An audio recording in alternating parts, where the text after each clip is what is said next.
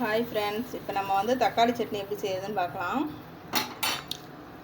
First எண்ணெய் ஊற்றிக்கலாம்.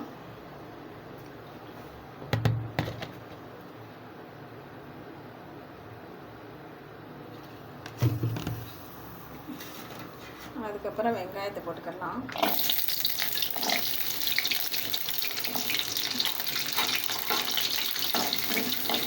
வெங்காயம் வெள்ளைப்பூட போட்டுக்கலாம்.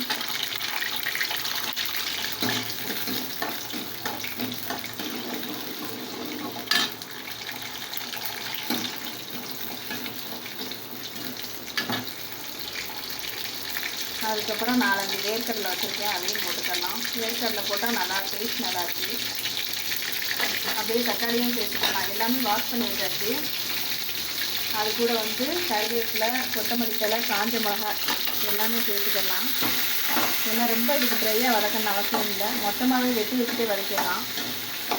டேஸ்ட்டு நல்லாயிருக்கும்.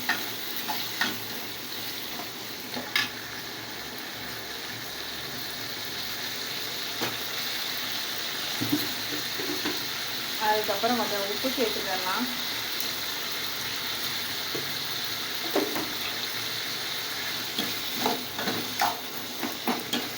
நல்லா வதக்கலாம், வேகிற வரைக்கும் வதக்கணும்.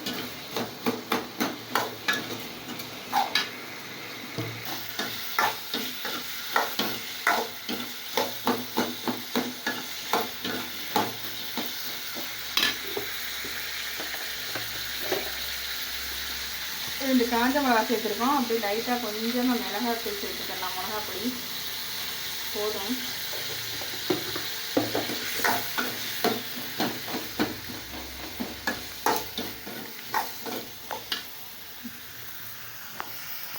அப்படியே நல்லா வதக்கி